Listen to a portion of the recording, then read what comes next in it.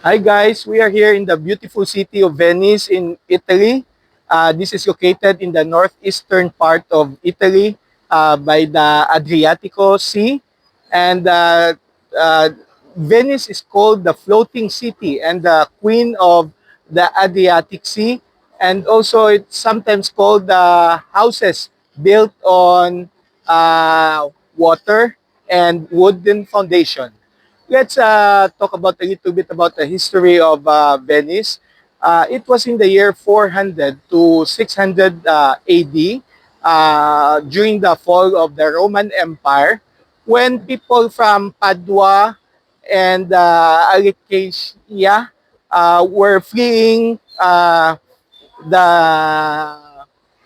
uh, Lombards and Huns who were trying to attack their villages, and those people settled in this very wet and marshland area, almost inhabitable.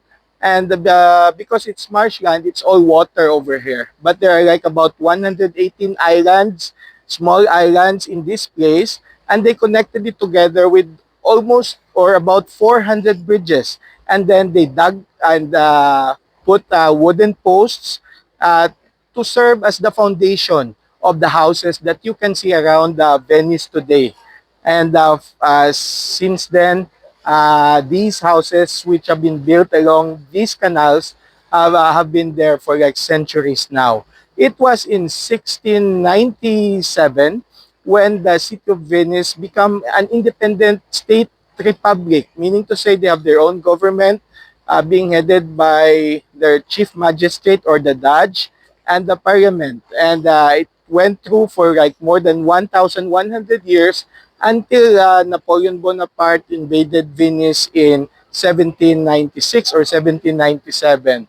And during the 8th to the 11th century, Venice became like the major trading post for the Mediterranean and the Americas. So their products were salt, gold, silk, and others. And people have considered the 15th century as the golden age of Venice. It was the time when bigger houses and castles and big structures were constructed to show off the people's wealth here.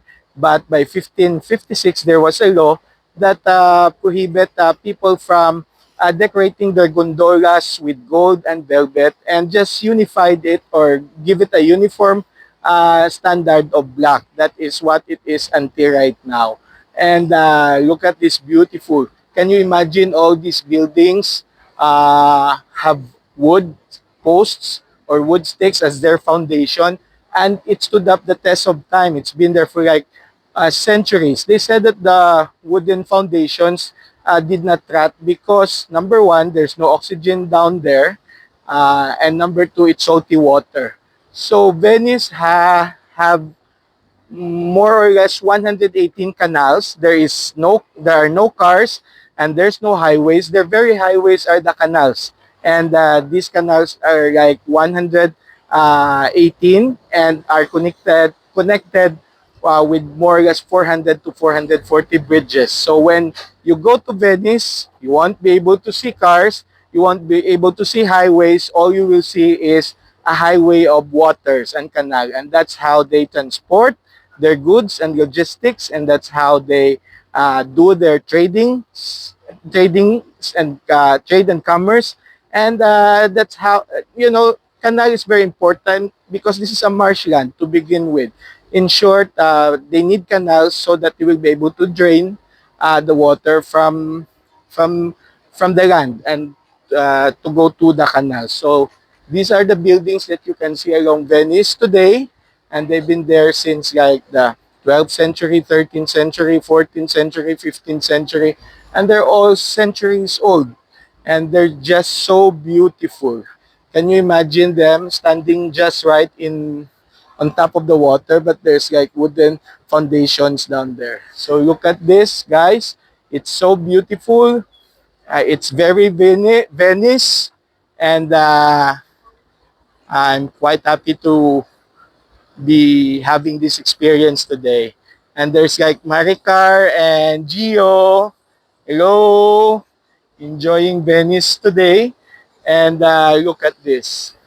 So can you imagine that underneath those buildings are millions and millions of wooden posts that they put underneath and serve as the foundation of these buildings.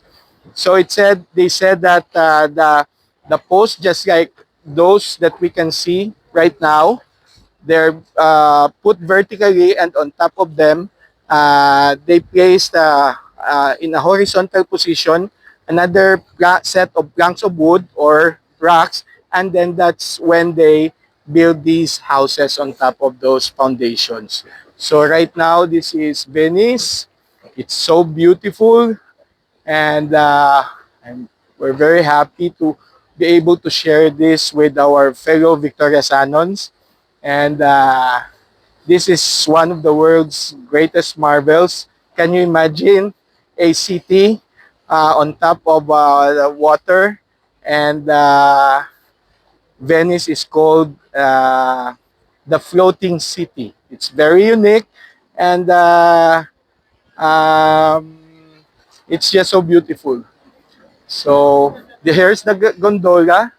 That gondola, they said, there were like about 10,000 of those in the 11th and 12th century. They've been used as the means of transportation for the people here.